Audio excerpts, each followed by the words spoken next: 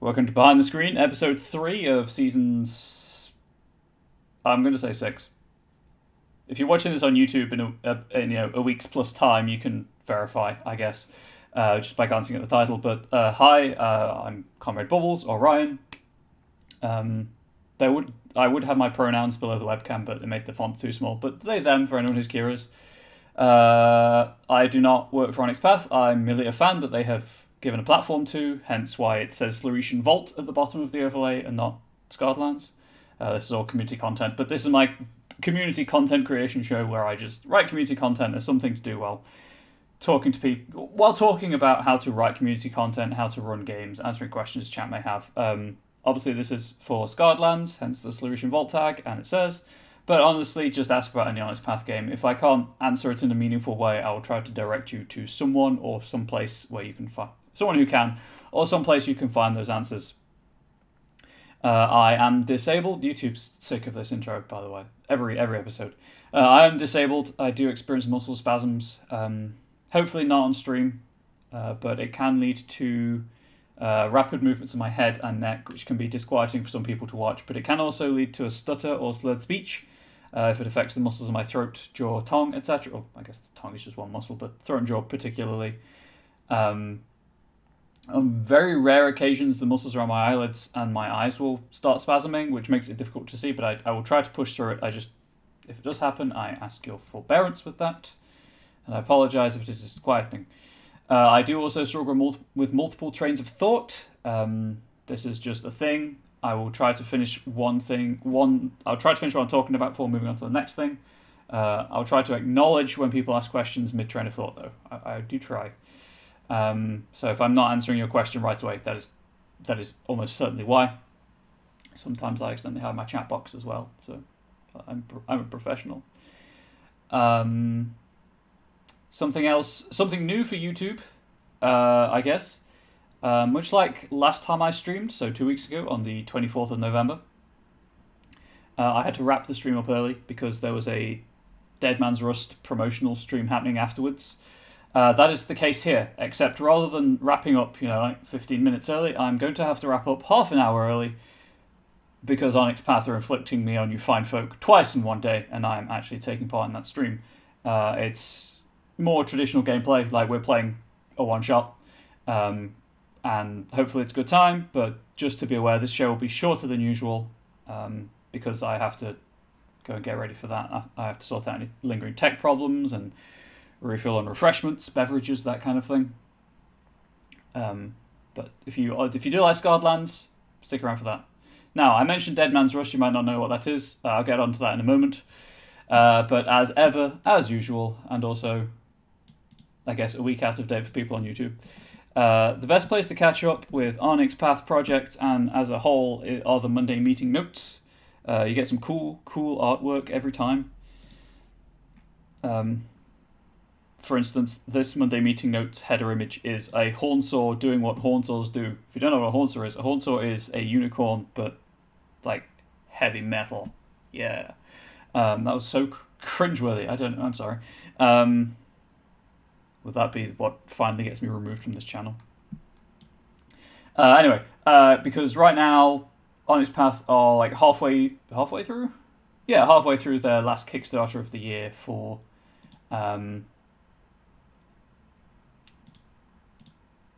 a mega adventure supplement for Scardlands. It's called Dead Man's Rust. It's a levels 1 through 10 adventure, complete with NPCs, magic items, spells, player races, all of that good stuff. It's available here, although for once the link is actually in the Monday meeting notes, so that's cool. The most recent stretch goals announced are virtual tabletop supplementary material. We've got, I believe, dwarves coming, but this was for elves. Yes. A digital wallpaper, and the last stretch goal that's been announced so far is a supplemental PDF on how to include the underground city of Deir Drendal, which is the Scardlands kind of home of the Dark Elves, if you will, the Dark Elf equivalent, let's say. So that's pretty cool. Definitely check that out. If you're worried about funds, you can pledge $5 now, get access to the complete text. It's being released weekly, and then at the end of the campaign like all all Onyx Path Kickstarters, the entire text will be released as as it is right now. And then you can always up your pledge in the kicks in backer in like backer kit and stuff. I will say, if like me you're not based in America, shipping obviously horrendously expensive, but there's print on demand options from drive-through, so that's usually far cheaper. And the print on demand quality is pretty good. I have from meeting the created from print on demand stuff. Also from the Monday meeting notes, getting away from Scarred Lands. There are a lot of redacted projects being discussed, which they are teasing us with, but not saying anything else about, which is great. That's the Kickstarter. As you can well imagine, there is a lot of Scarred Lands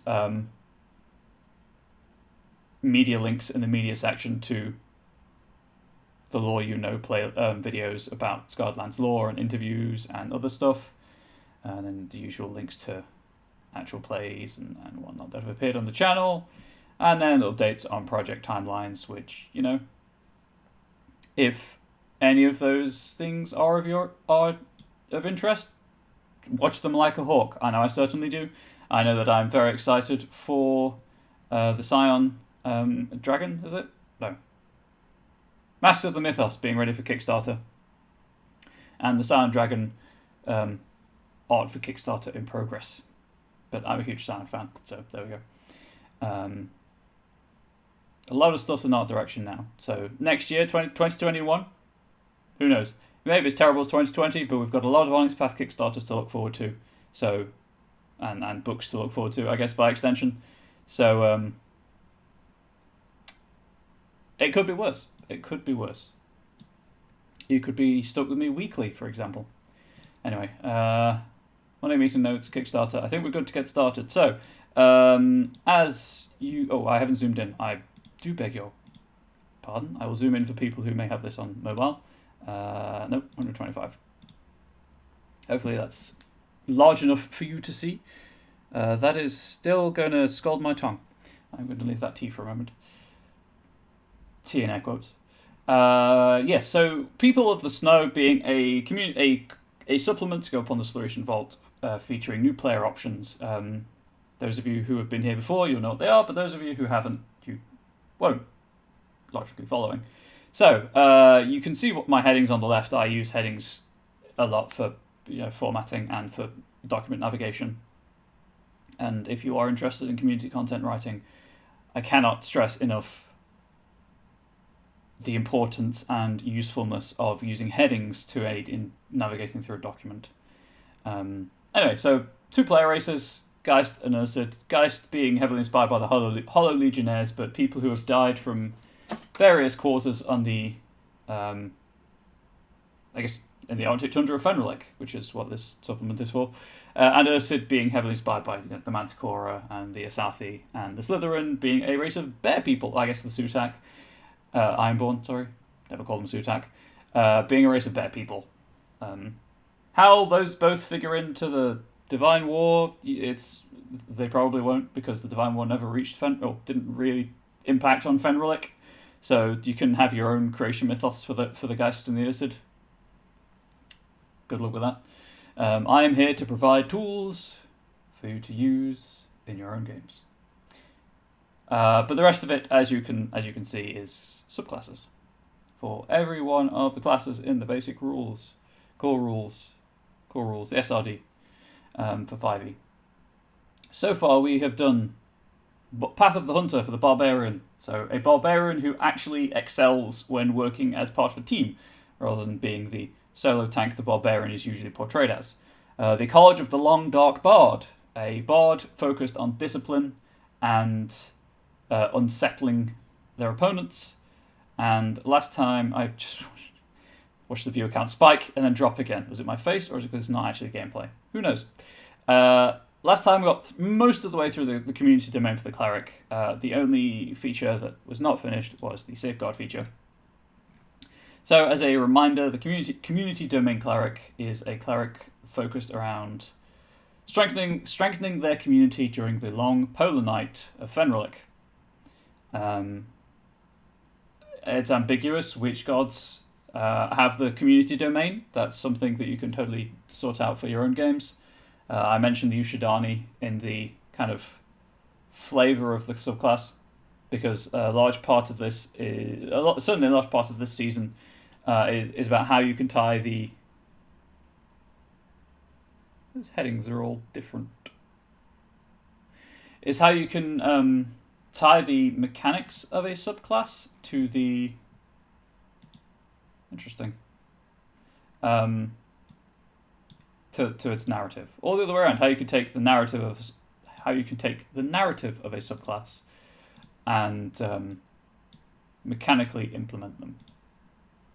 Now, I went on quite a soapbox a couple of weeks ago about how I use proficiency bonus in place of ability score modifiers, because I like proficiency bonus in 5e, D&D 5, Dungeons & Dragons 5th edition, sorry, and the SRD is the system reference document, which is the core rules that we could use for community content, like using the 5e rule set.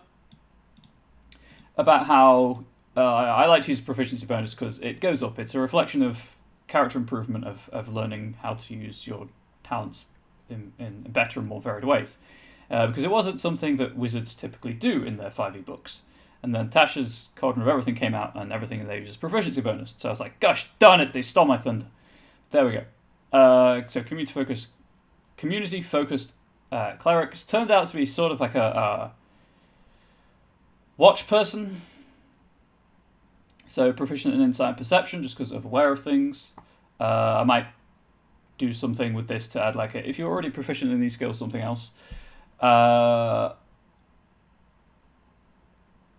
Watch will allow someone else to use your wisdom perception modifier as a reaction. Tireless Guardian just lets you create a watch, an extra person to stand watch during the night or whenever you need a watch. Endless Banquet, once your community is safe, you must then feed your community. So Endless Banquet, it allows you to feed your community as a channel divinity feature. Once your community's borders are protected and they are fed, you can then better shield them. And then Safeguard, which is the logical extension of that. I'm going to see if this hot beverage is cool enough to not destroy my tongue. It's okay, turns out. As you can probably imagine, talking on stream makes one quite thirsty. Anyway, so Safeguard. It just says 17th, expend 2 channel divinities, so add an additional effect to the Hallow spell. It is what it is. It is what it says. At 17th level, you are able to draw a hydrate. Hey, Travis. Also, hello, welcome. But yes, I should probably hydrate.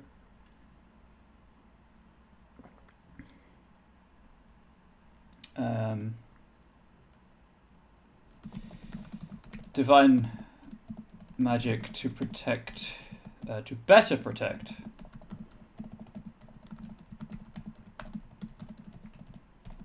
a community 4 from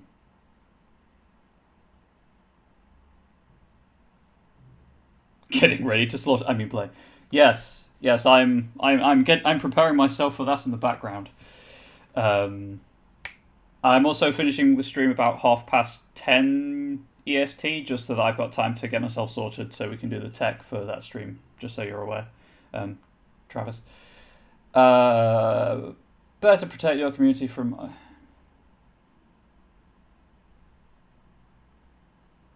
I guess extraplanar threats is the easiest way to say it.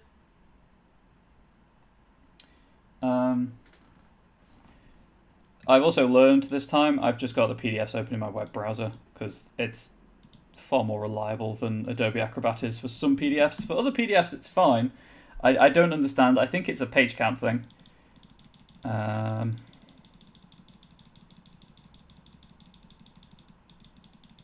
Where is it? Alphabet. Oh, how do I alphabet? There we go. Okay.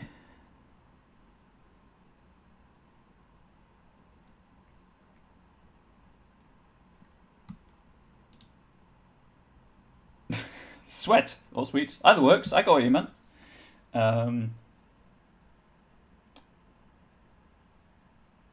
Let's say the more dangerous creatures that roam the Arctic wastes.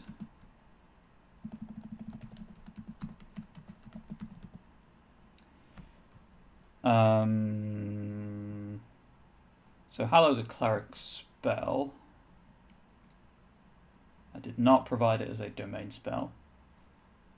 You know, I probably should. Probably should. Oh wait, no, it's too high level, isn't it? Oh no, it's 5th level spell. I could replace Telepathic Bond with Hallow.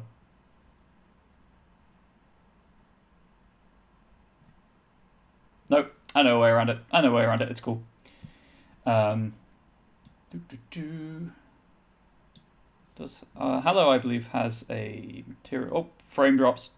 If that becomes a problem, I'll have to restart the stream. I'll try and keep an eye on that. Yes, it does have a material cost.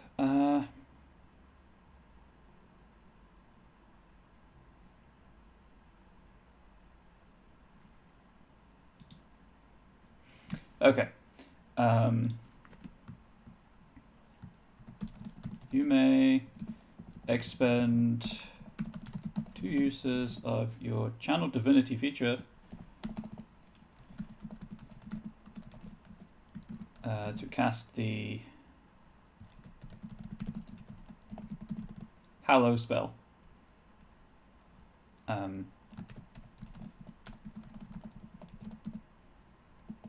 Let's provide the material components for the spell.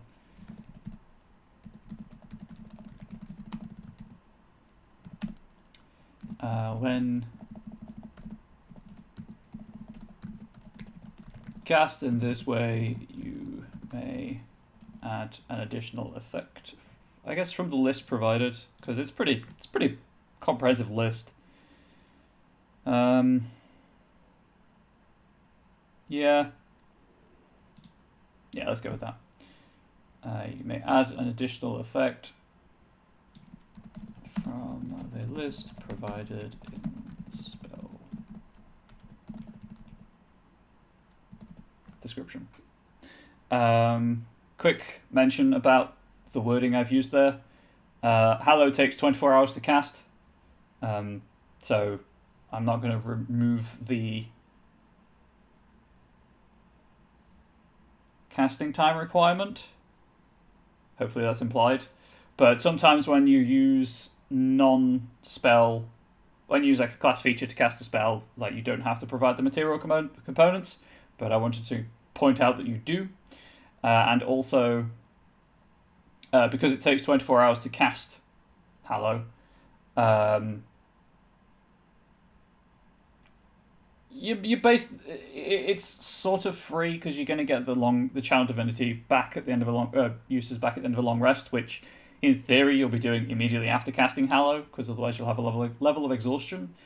But if anything kind of interrupts the Hallow casting process, then you're already down by 2.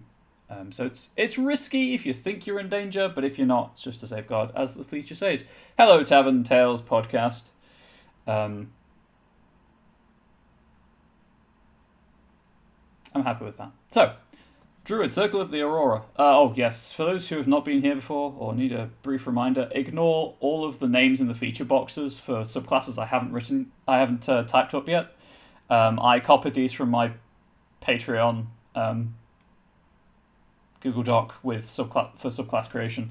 So they're from different. It's Patreon material, not Fenrilic material. So ignore what they say when I get to them.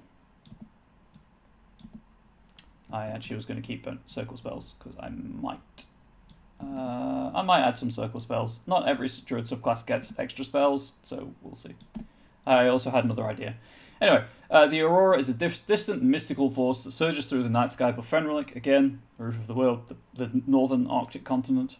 It is ephemeral, wondrous, ever-changing, and is said to see all that occurs beneath it. Druids of this circle strive to imitate the Aurora however they can, and many Fenrilici distrust them for it.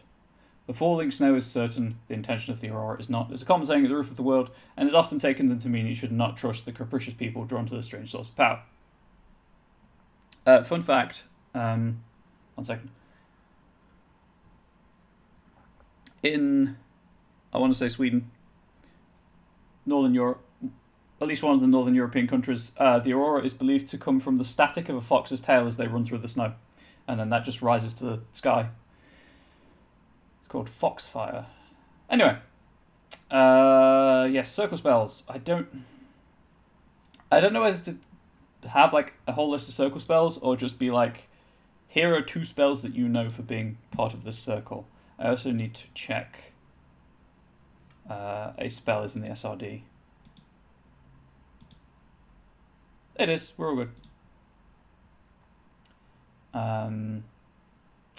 However, it is a 3rd level spell. So, that won't work. So this would be bonus spells, I think is the wording that the game generally uses. When you don't have extra spell list, you...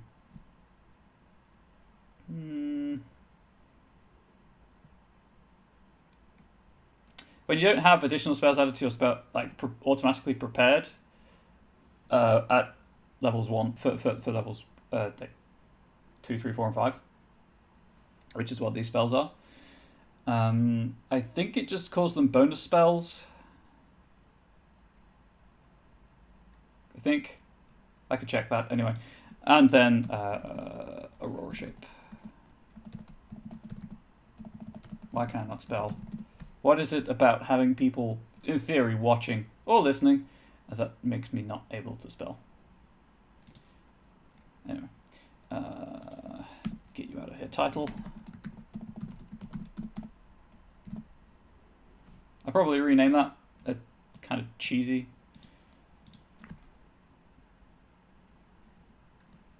But usually, not all the time, but usually when a druid joins a circle, they get like a modified, a way to modify their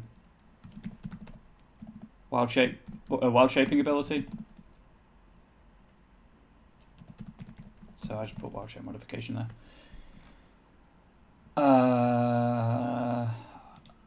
And then we are into the thick of it. With I have no idea. I had some ideas.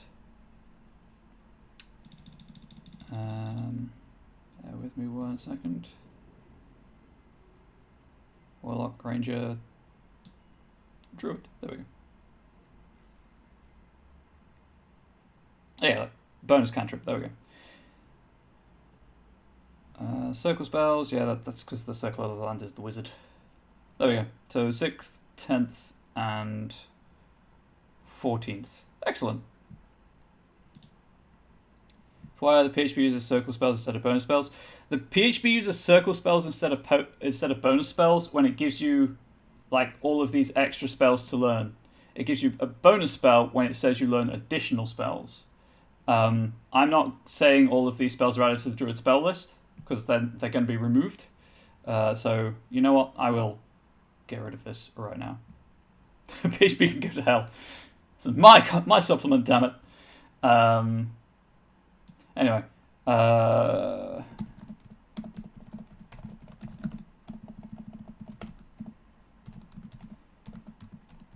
Has granted you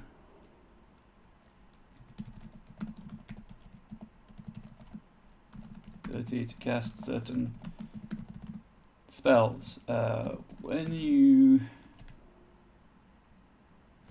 I'm just going to steal the wording from the SRD. Shameless!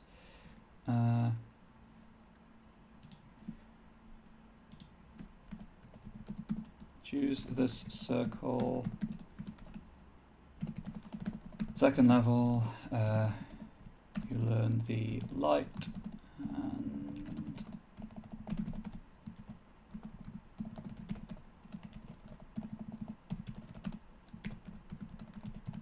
dancing light cantrips.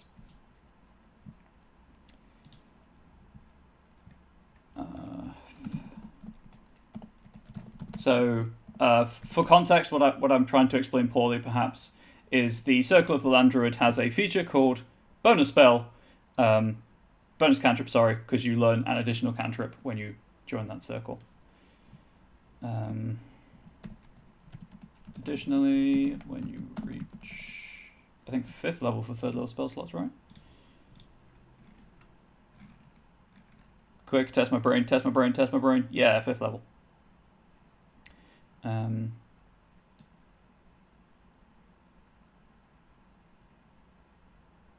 Because Hypnotic Pattern is a 3rd level spell. Just checking, but I'm pretty sure it is. Yeah, 3rd level illusion.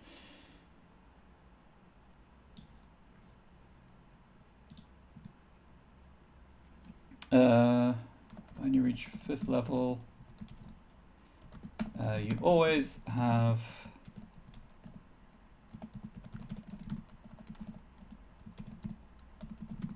Hypnotic Pattern prepared.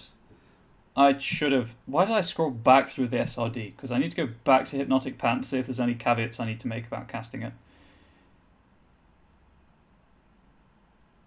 Okay. Doesn't have a material that requires a cost. Casting time of 1 action. Yeah, that's fine.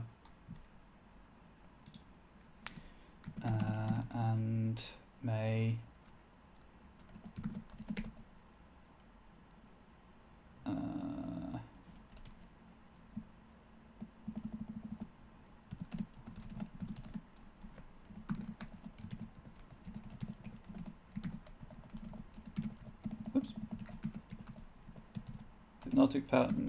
Hypnotic pattern, sorry, without expending a spell slot.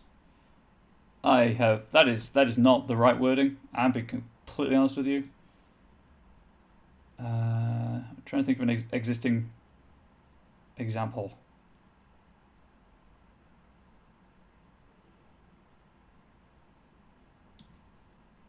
Oh, you may use this feature. There we go.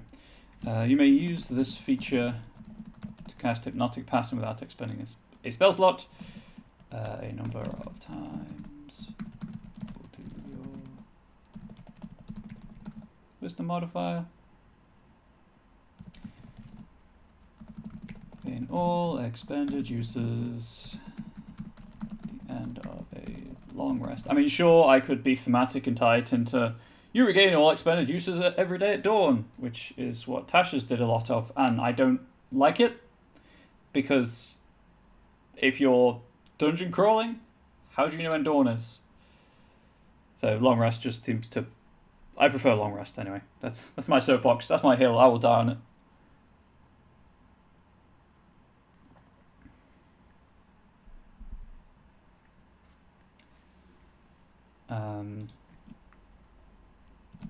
It does not count against... I'm just going to steal the wording for additional spells.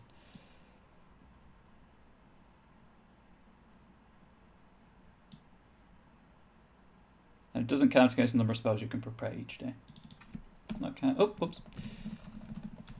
It's the number of spells you can prepare each day.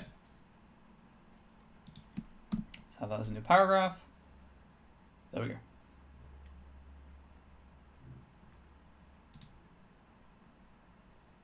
Dawn is exceptionally bad in Fenric. Also that, yes. That would... God, can you imagine? That's...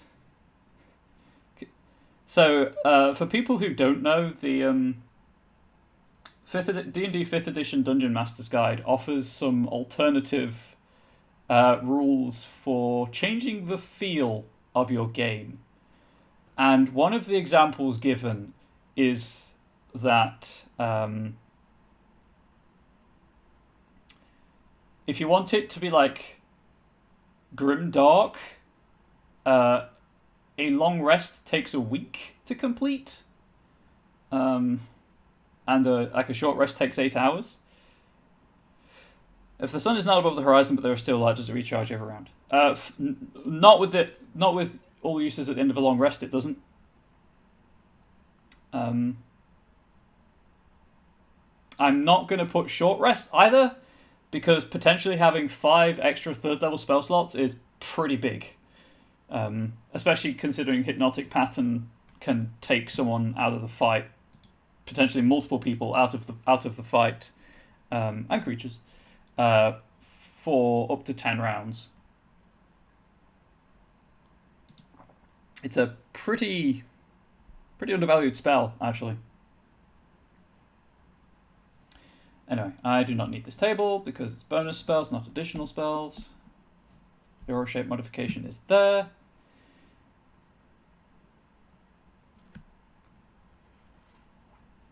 Don't bring calendars into this. I can barely remember my own fictional character. Calendar. Okay, that's what that does.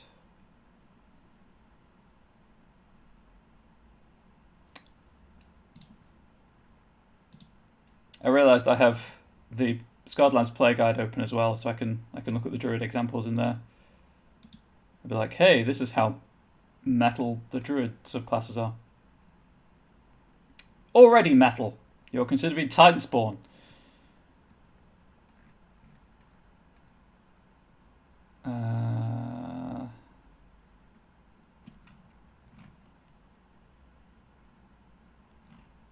Interesting. So that's just extra attack at 6th level.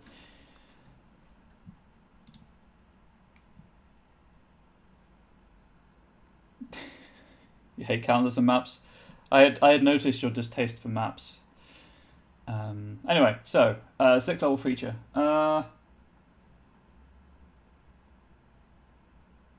Ooh.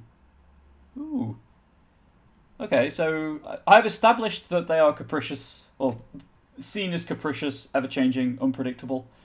I believe... I don't know why my voice cracked. I'm going through puberty again, I guess. Hang on. I need to actually consult the player's handbook because the subclass I'm thinking of does not exist in the SRD. Where is it? Please ignore the sound of pages turning, unless you're really into that. I actually like the sound of a page turning. I think it's quite relaxing because I have positive memories associated with books, but there we go. Where is... There it is.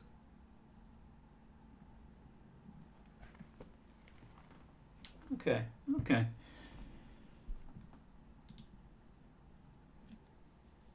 Is geographic dyslexia a thing, so you have it? Possibly. Maps always mess up your floating islands. Unstable Deus. Yeah, they do kind of get in the way. They do, it's true. I really should start producing maps for my Patreon servers to go along with the Gazetteer entries. Anyway.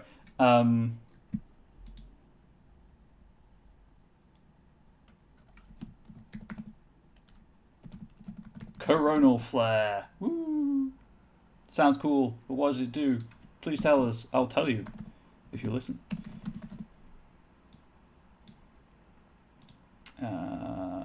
Heading 2. Reaction.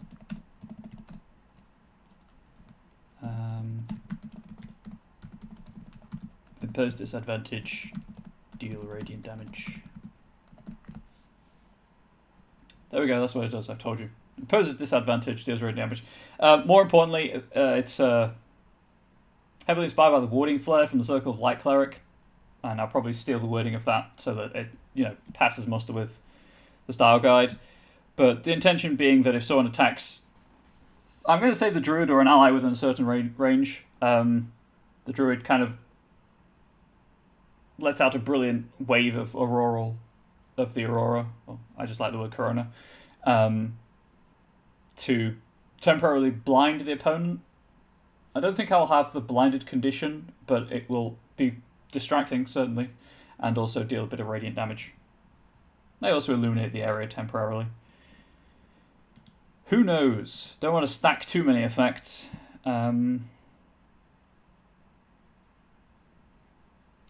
Oops. Clicking all the wrong buttons again. Oh, I did it again. Both an Aurora and a Stellar Corona Plasma. Thank you, Unstable Deus. There we go. Oh yes, that physics background coming clutch. Thank you. On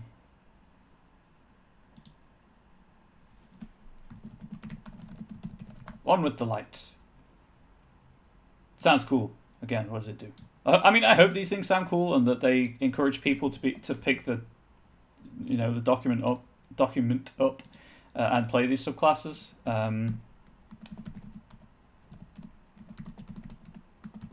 Resist radiant damage.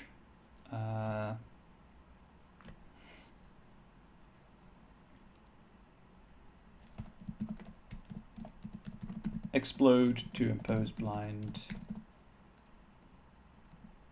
Equal to, I guess, wisdom modifier. Might be half wisdom modifier as well, because the blinded condition's pretty, it's pretty powerful.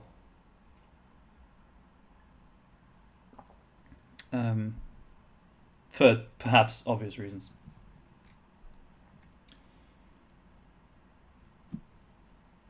So I've gone with light, I've gone with unpredictability, I've gone back to light. Let's have something again with unpredictability.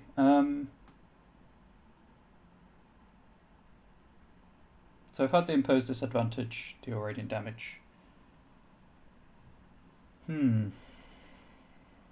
What's the Circle of Land 14th level? Circle of Land being the Druid circle in the SRD.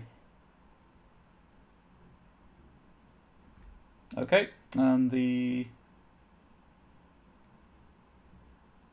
Circle of the Druid.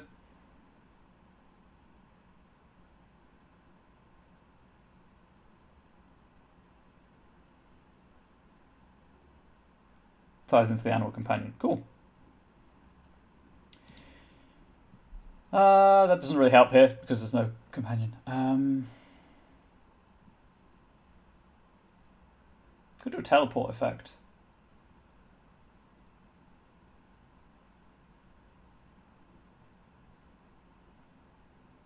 Yes. Now, I like randomness in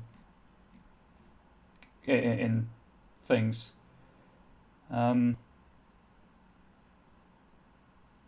Right, I need a cool name and I need to think how to word it.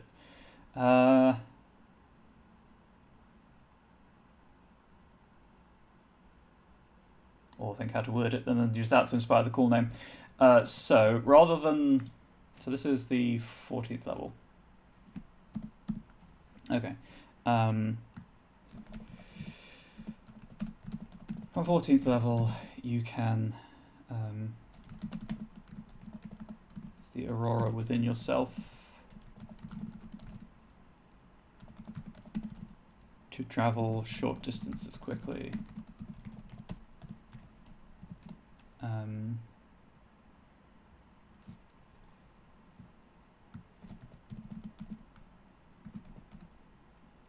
Choose a number of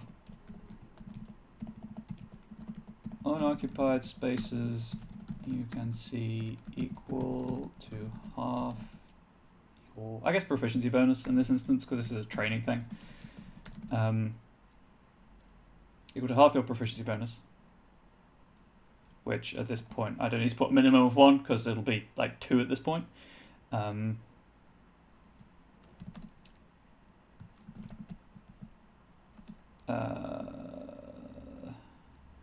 Small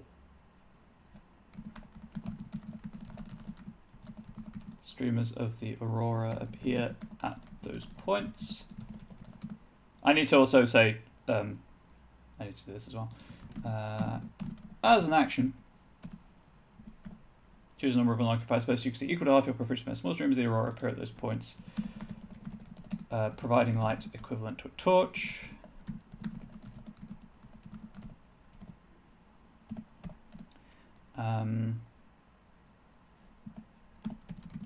And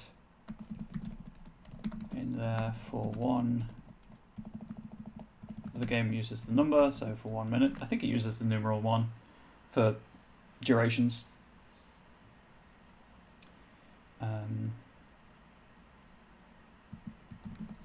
As a reaction taken when you are hit with a successful attack,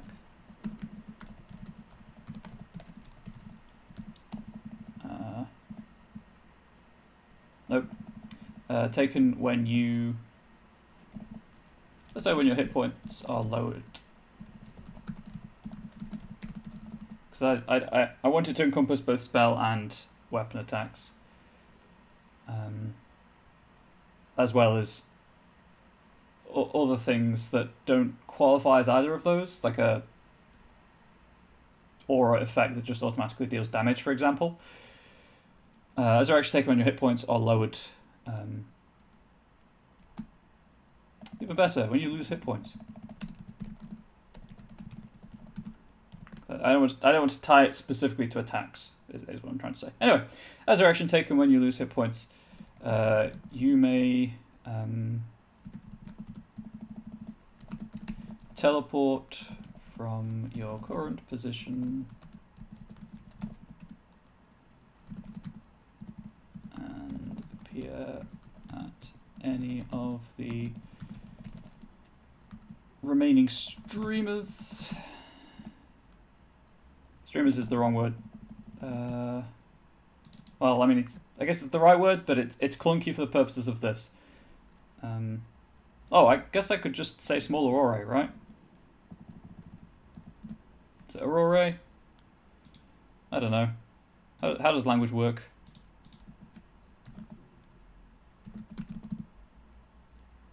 Just checking. Auroras or aurora. I'm pretentious. I like the E, so the E stays. But either is valid. I just want to point that out.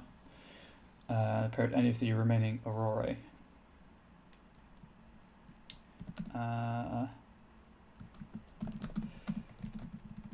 When you appear in the aurora, you regain or you gain, sorry.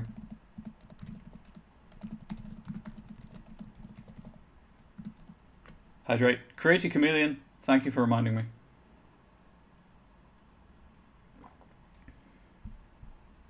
You gain temporary hit points equal to, I guess, your level in this class. Druid level. Level in this class. I think they say both, which is confusing. I'll put Druid level. And the aurora disappears.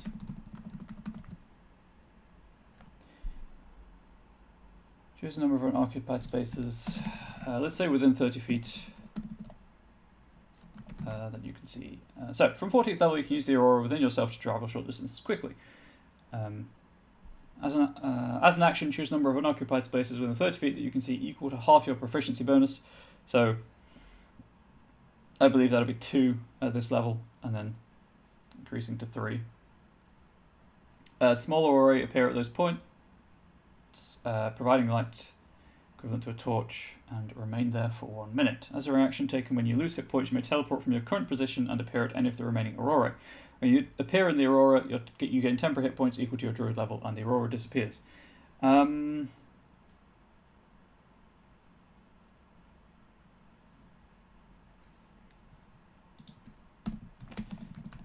use this feature. Let's say once.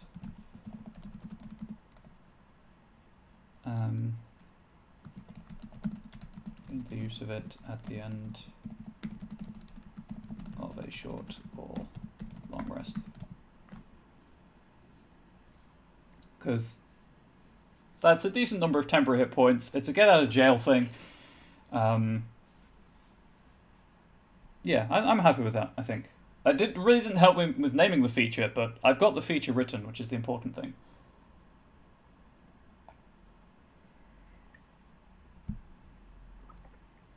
Okay.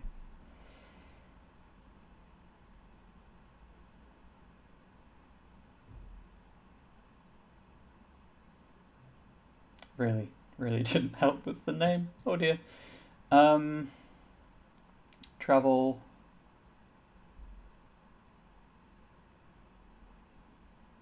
Shift, like shifting patterns.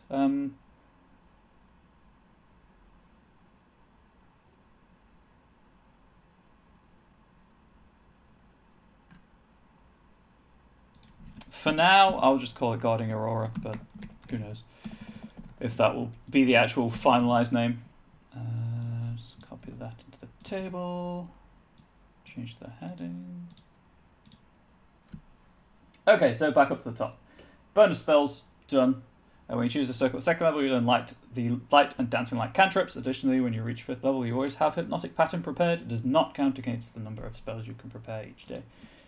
And it does not count against the number of spells you can prepare each day. You may use this feature to cast Hypnotic Pattern without expending a spell slot a number of times equal to your Wisdom modifier. Ooh, hang on 1 second.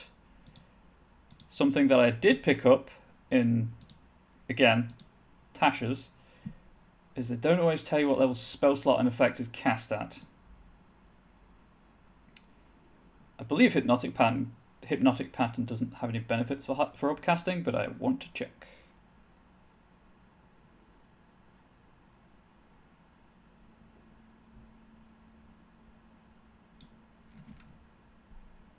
Yes, it does not have any benefit to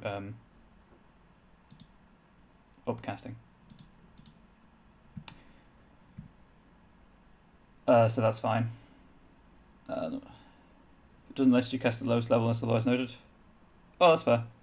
I mean, that's what I assumed. I just, much like the oh gosh, what was it I thought was wrong with Fenrilic? Can't remember. But there are several instances like that where I feel they could do with drawing better attention to it. Or repeat. So yes, that was it. Or like just repeating it several times. Innate spellcasting, that was it. Yeah. Same problem then, I guess. Spell levels. I don't know. They could just do better at drawing attention to that fact. Although that's on me. Like, that's entirely on me. I'll admit that. Anyway, Aurora shape. Again, I'm not happy with the name, but it does what I need it to do for now.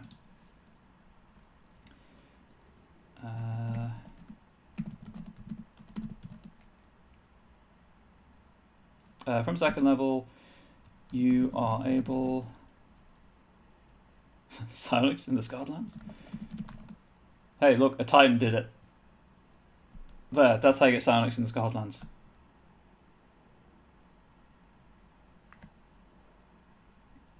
Yeah, I mean, I always reasoned that they mean lowest spell level, but there's always going to be people who say, hey, it doesn't say what spell level, so I'm casting it at the highest I can cast it at. And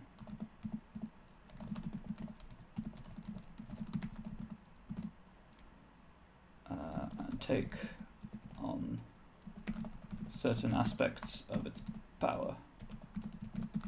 Same as it is everywhere else in 5e. Magic. Yeah, I mean, that's the thing. It's not psychic power, it's just magic that's invisible. Anyway.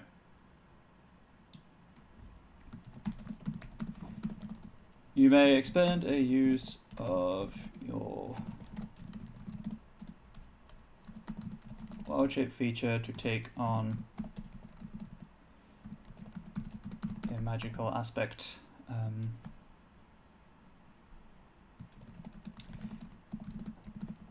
In this aspect, you retain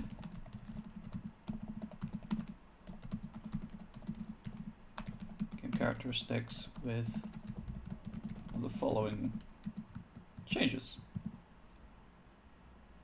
Now, I honestly can't remember any example here to easily reference which order usually like characteristic changes are presented in. So this is going to be fun. Literacy? What is this thing? What thing is this, speak of you? Oh, hey, Master Yoda, how you doing?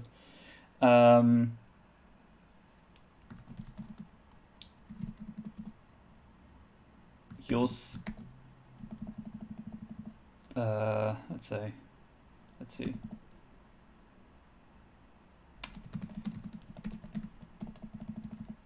Have a fly speed of 30 feet that replaces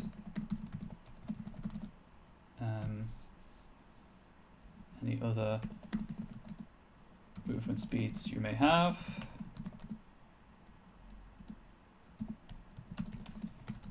If you are underwater, this is a swim speed instead.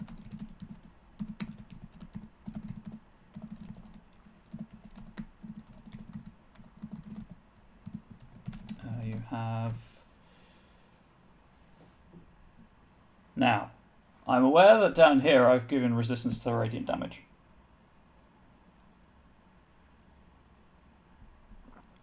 I'm thinking of doing this.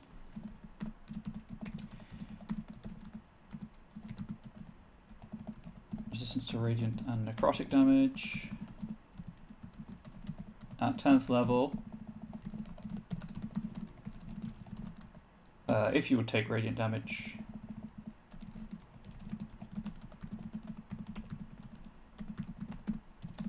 you regain hit points equal to the damage you would take. Very few things deal radiant damage that I can think of, and you are only able to do this a certain number of times a day. I realize this is like a really tanky druid. That was unintentional. Whoops. I just don't want to kind of cancel. I mean, the 10th level feature is a buff that's always on, I guess. Subject to change. This healing from light instead. I should... There's bullet points, right? Where are they? There they are. Whoops. Nope.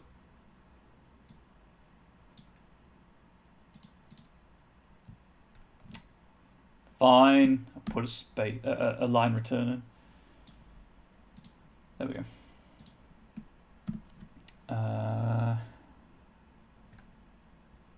Cool. Wonderful Google Docs. Wonderful. Can fly. Resistance to radiant and necrotic damage. Oh, right. Illumination.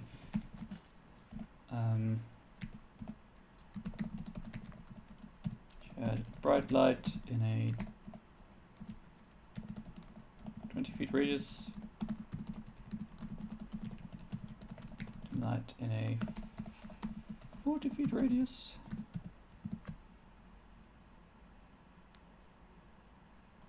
I need to check something before I write this next thing, because it suddenly occurs to me, I don't know if druids ever learn spells that deal radiant damage. So I might have this as like a special attack you can do instead.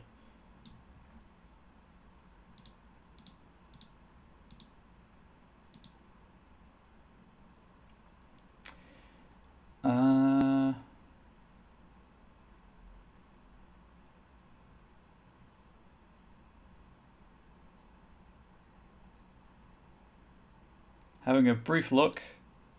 No. They do not get Sacred Flame. They do learn Moonbeam, though.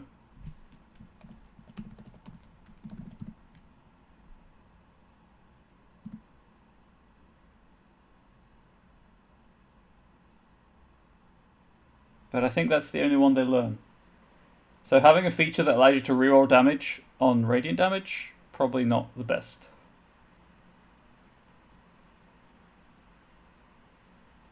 I guess also Sunbeam. Should have really thought Sunbeam. And Sunburst. Yeah, no, Sacred Flame's a Cleric spell. Really cool Cleric spell, and completely misnamed, because it does radiant damage instead of fire damage, for those of you who don't know. But yeah, it's a Cleric spell. Give Sacred Flame as a bonus cantrip. Yeah, I could. I'm thinking just have like a special attack you can make in this form though.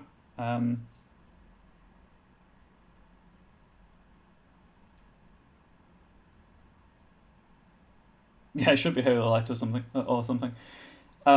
Honestly, I'm considering being like, hey, you can cast Burning Hands whilst in this form.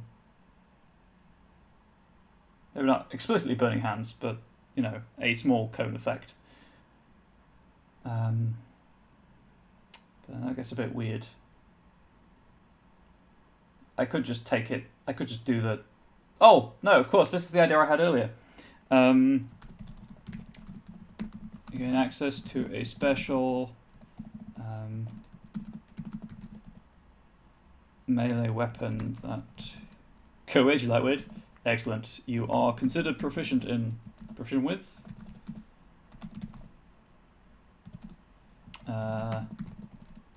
This weapon uses the characteristics of a whip with the following changes, and they're like, I'm not going to do another bullet pointed list. Its damage type is radiant. It has a C missing.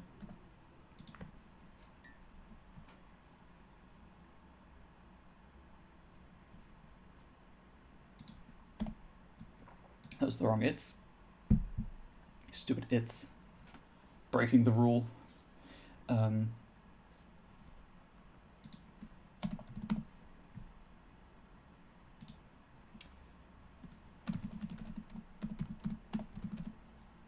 And oh, how to cleanly word this? Good grief.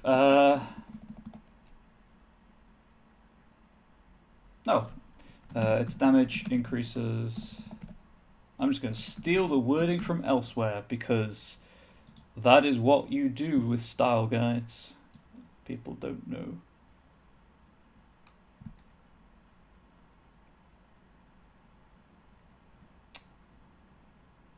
I need the V's. Why can't I find it? Why do I keep going past all of the spells that I need? There we go. Damage increases by 24 when you reach. I'm making an assumption here that a whip does d4 damage, which I believe it does.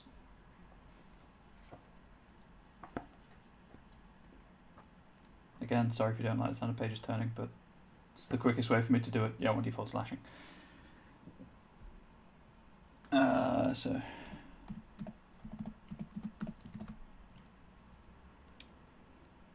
it's like 5th, 11th, and 17th. Yeah, 5th level, 11th level, and 17th level. So it has the damage progression of a cantrip without being a spell.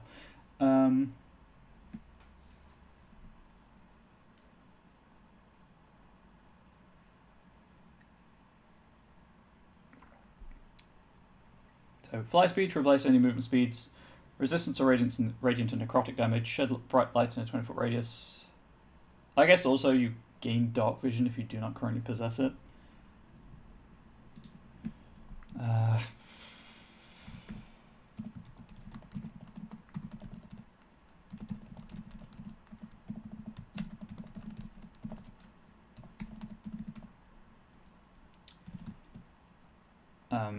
I'm not going to write out the whole dark vision rules, so for ease, I'm just going to do this. Insert full dark vision text.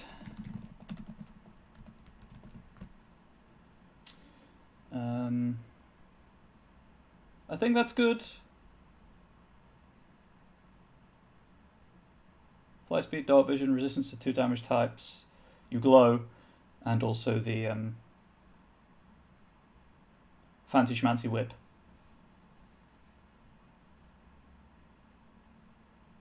Idea damage is less than normal but can stun a non-plant target.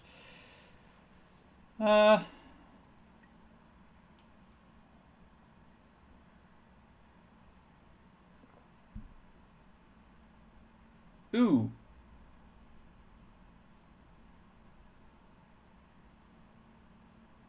So, idea, for those of you who know, who care to comment. Whilst in this wild shape, you can cast Hypnotic Pattern without once without expending use of the feature, but it must you are the Hypnotic Pattern itself. Does that work? I mean, Hypnotic Pattern just distracts mostly. I think the game it's a charm effect, but create a twisting pattern of colours that weaves through there inside a 30-foot cube in range. appears for a moment and vanish. Each creature in the area who sees the pattern must make a wisdom saving throw. On a failed save, the creature becomes charmed for the duration. While charmed by this spell, the creature is incapacitated and has a speed of 0. So you become Shimmeric? Yeah, that's what I was thinking. But you can only do it once per wild shape. And like, as I say, it's you become the pattern. Because that just sounds really, really cool. It is an action to cast it as well, I believe. So like, that is your turn to do it. Yeah, let's go with that. Why not?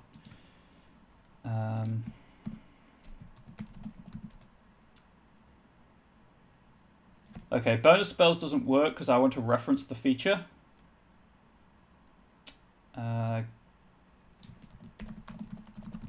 Gift of the Northern Skies.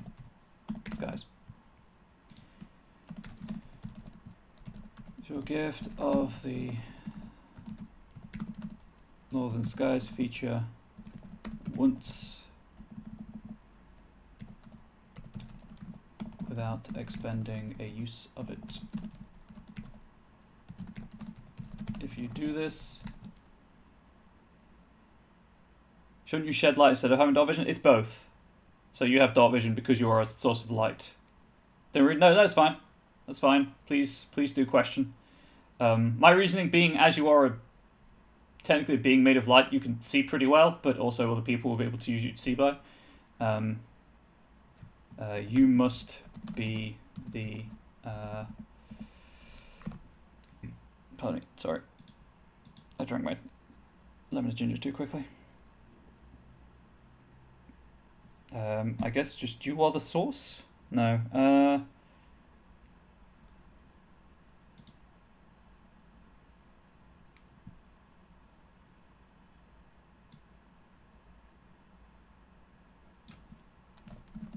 If you do this, the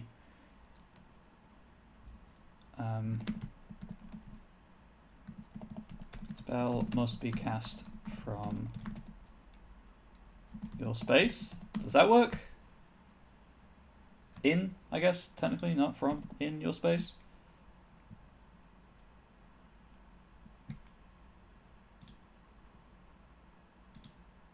Because it's a 30-foot cube. Oh, even better. The area of effect is centered on you. Which gets a bit weird because the Dungeon Master's Guide actually says that areas of effect must be centered on an intersection if you're using a battle map. So like where the grid meets. But there we go.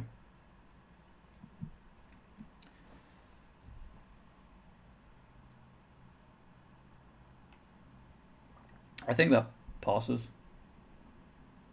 So movements, I'm just trying to think how a character sheet presents this information.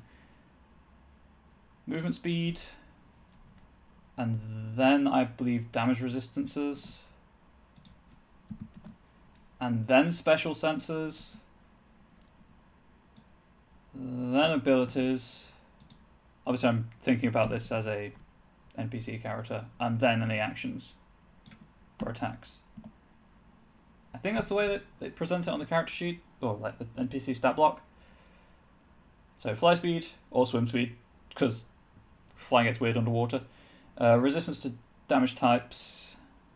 You illuminate. You have dark vision. You can be a hypnotic pattern. Gosh darn it, a hypnotic pattern. I've got to pronounce those letters clearly. And the Aurora Whip, because I just thought it'd be cool to actually attack with the Aurora. I'll be honest, a lot of the stuff I create for anything really is mostly driven by the rule of cool.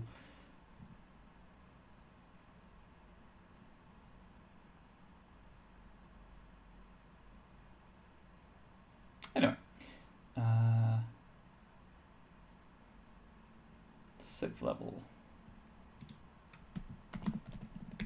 Got about, I guess, 10 minutes left before I do the outro, so I can then clear the air and get ready for the stream afterwards. Hopefully I'll finish it, because I've only got 2 features to do, so let's push on. Anyway, beginning at 6th level, you are able to manifest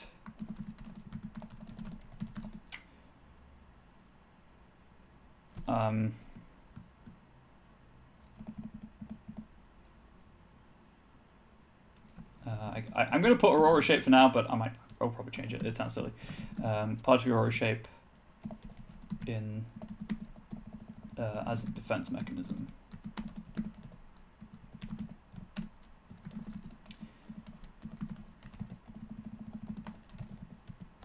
As a reaction, taken when you are targeted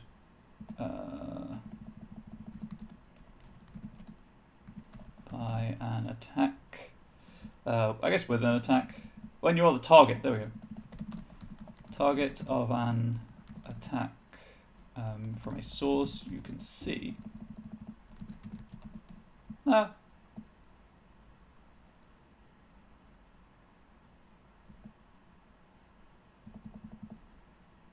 You'd have to see it to know you were the target of an attack. So that tracks.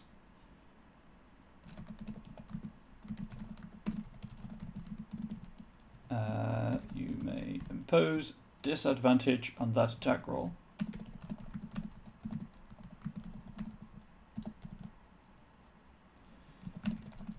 If you do, each creature within, let's say,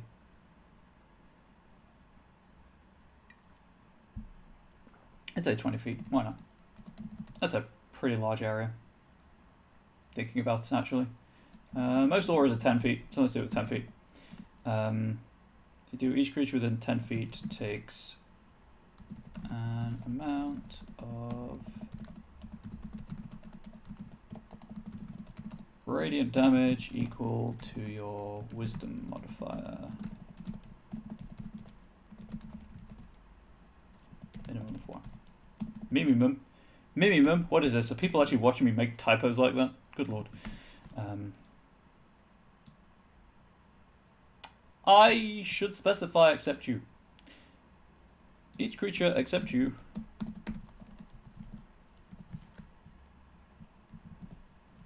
within 10 feet. I should also specify you. Otherwise, within 10 feet of the attacker. If you do, each creature except you within 10 feet of you takes an amount of radiant damage equal to your wisdom modifier minimum. Well, that does exactly what I wanted to. Double-edged sword if you're close to allies, but hey, disadvantage on the attack roll.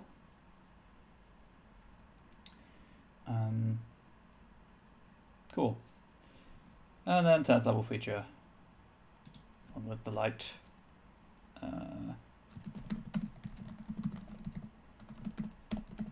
When you reach 10th level,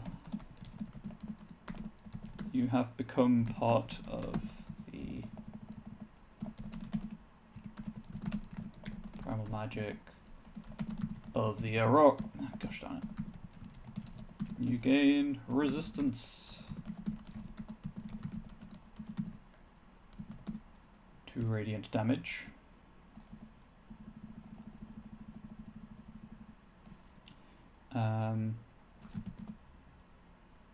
And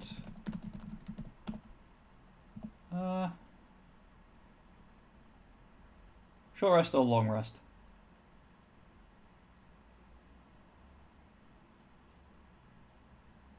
The problem with short rests is not every party uses them. Any party with a warlock almost certainly is guaranteed to be using short rests, because that's how the warlock gets their spells. But not every party even uses short rests to heal, because they just use healing potions and spells.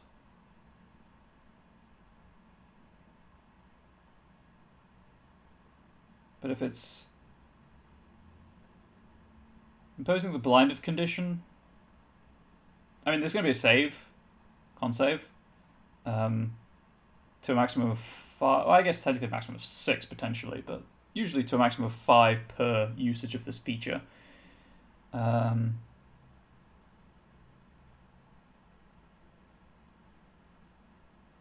go short rest. Let's put short to a long rest. You may use an action to glow with a blinding light.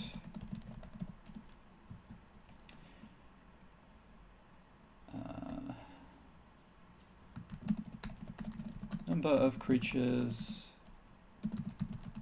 equal to your wisdom modifier.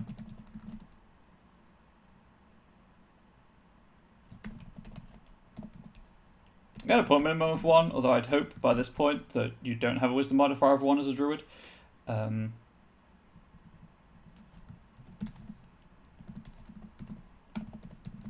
Choose a number of creatures equal to your wisdom modifier that can see you.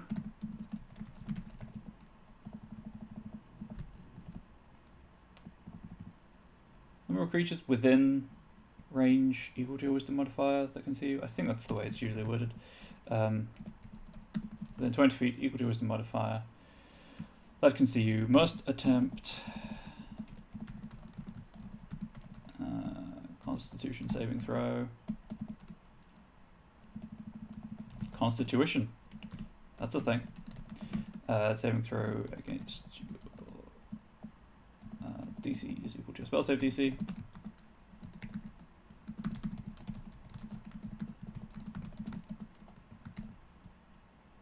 Oh, I guess I don't need the brackets there, do I? Because it's the end of the sentence. With a DC. There we go. With a DC equal to your spell save DC.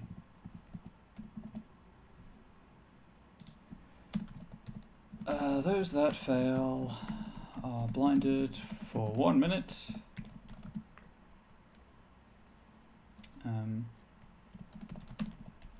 May attempt saving throw at the end of each of their turns.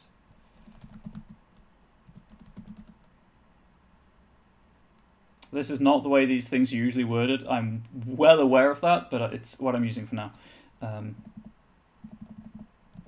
Oh, you know what? On a failure, a creature is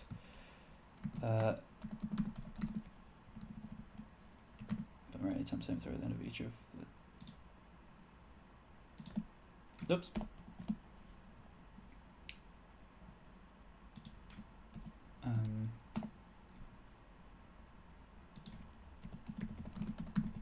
On a failure and has disadvantage on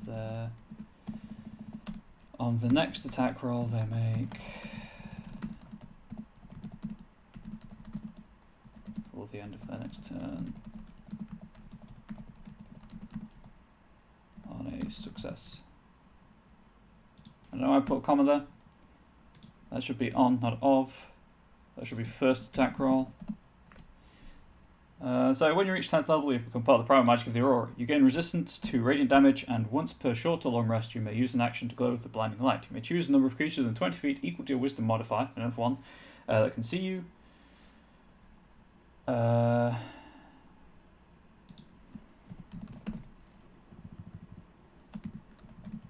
They must attempt a Constitution saving throw with a DC equal to a spell save DC. Creature is blinded for 1 minute, but may attempt a saving throw at the end of each of their turns on a failure, and has disadvantage on the first attack roll they make before the end of the next turn on a success. I think that's closer to the usual game wording. But that's the entire Druid done. Did an entire class for once. Woo! Man, I'm doing fewer and fewer every time. I mean, admittedly, I only have like an hour and a half-ish today. I'm not going to start the fighter beyond reading the text for you. Out there in the dark, anything could be following you. Night Stalkers excel at moving quietly and remaining hidden, and many form the front line of defense when a community musters its militia. They are the scouts and guards who step out into the snow when the threat is heard but not seen. They are the unsheathed blade that you never see coming, or the arrow loose from the darkness. Even the Scarai tell tales of veteran Night Stalkers, and will think twice about raiding villages protected by a member of this venerable tradition. So, sneaky, sneaky fighters. I'm probably going to give them like a increased movement speed, and stealth-based stuff, obviously, but that's for next time, which I realised I'm not here on, like, I'm not at home. Well, technically I am, but I'm not available on the 22nd because we're preparing to travel. So, unfortunately, for those of you who, for some reason, tune into this show, it will be the 5th of January. It'll be in the new year when I stream next. So, are there ways to influence the proficiency bonus detrimentally? What do you mean unstable chaos? As in, like, external influences on your proficiency bonus? Because none that I can think of. Because they've done away with... That's the wrong book. They've done away with taking experience. From everything that I recall. Oops. Which is good. Like ghouls are the classic example, right? So you might put the minimum of 1 with the light. Yeah, I probably will.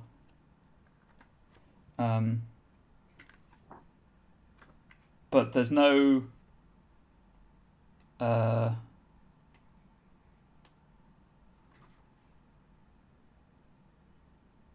Yeah, because proficiency bonus is tied to level, and there's no in like the SRD anyway.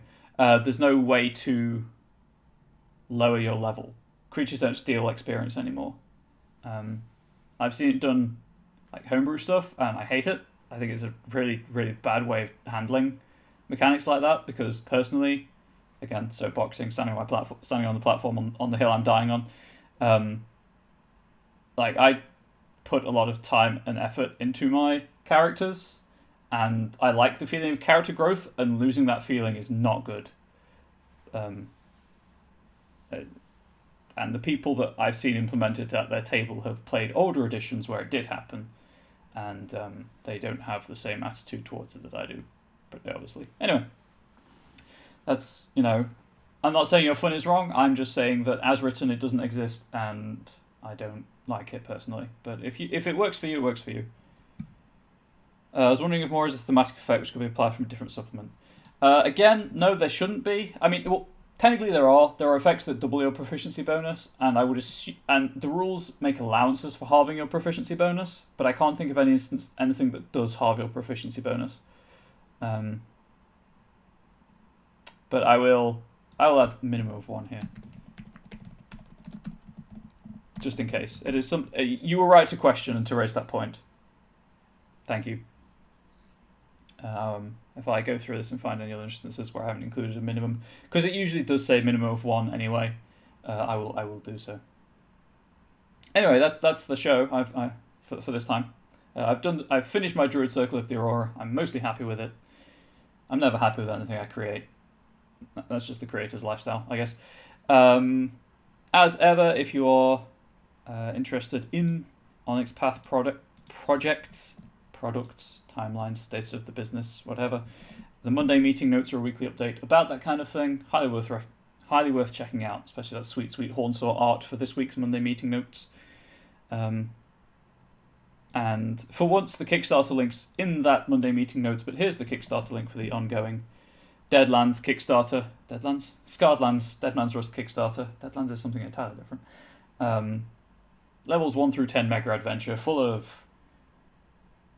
Well, I'll be honest, I've been reading the Kickstarter previews. I've been going through the appendix material because I don't have time to read the actual adventure right now, but a lot of provided stat blocks for NPCs and creatures, as well as some subclasses, magic items, magic, player racial options, and all of that good stuff.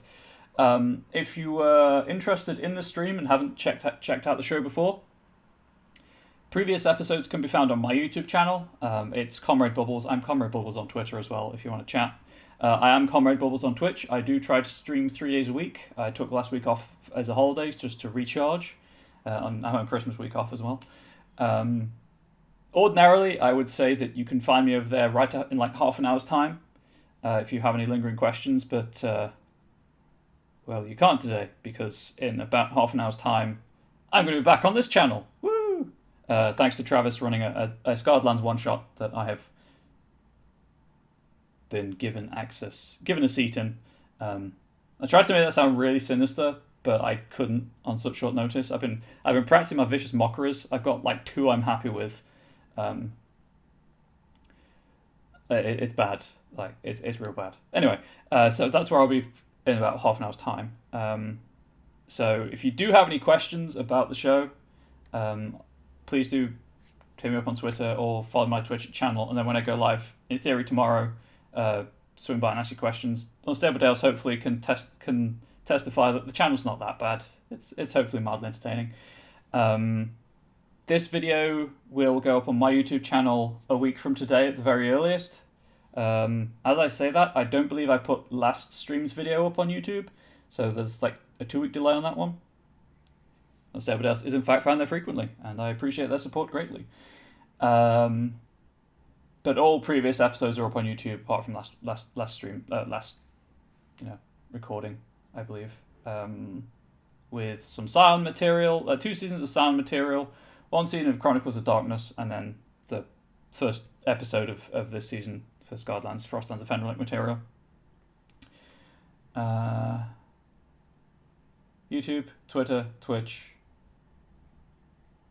If you are interested in 5e material, I do have a Patreon. It's all compatible with 5e stuff. And if I get enough patrons on there, I do want to do this kind of thing, but on my channel for my Patreon. But I'm nowhere near that just yet. But that's the Moonlit Bard. That is not Comrade Bubbles. I think that's it. I don't know if I can really plug the Patreon, so whoops if I can't. The Discord. You'll notice Nightbot drops links to Onyx Path's social media. Highly recommend the Discord community. I check that a lot. I lurk on Discord. I'm a perennial lurker on pretty much every platform. But if you ask a question on there, I feel I can answer, I might answer it. It's potluck, really. But there's loads of people over there who will happily answer questions, who know more about the various game lines than I do. I dabble in a lot of game lines. I specialize in very few.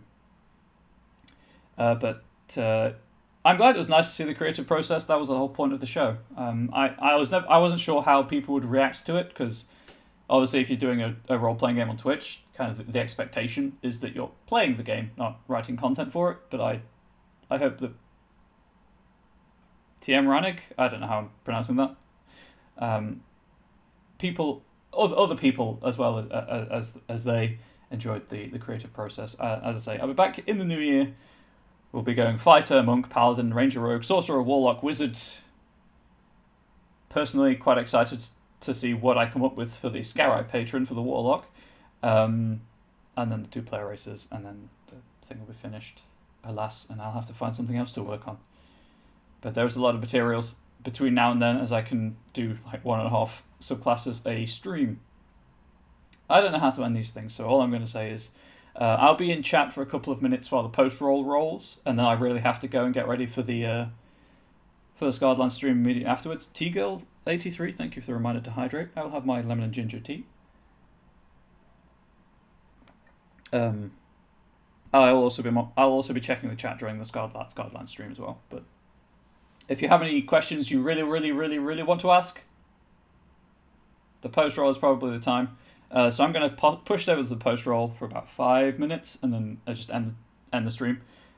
Please do enjoy those sweet, sweet promotional slides. I mentioned it at the beginning of the stream, but they look really cool. I wish I had all the time in the world to watch the streams. But thank you everyone for watching. The support and the growing community here is great, and it fuels my very, very small ego. Imposter syndrome is real. But thank you all. I say this on my stream, but I'm trying to say it here as well, because it's my thing, I guess, and it needs to be said sometimes. Please do stay safe, please do stay healthy, and please do stay wholesome. The world is in a dark place right now. It's getting out of it, hopefully. But, hey, there are a lot of us nerds, it turns out. Or geeks, if you prefer. We can do good, we can help the world be brighter. Even if it's just by telling stories around a table and rolling. Well, around a monitor, I guess, and microphone at the moment. But, yeah, keep telling cool stories, keep being wholesome. And I'll see you in a month, I guess.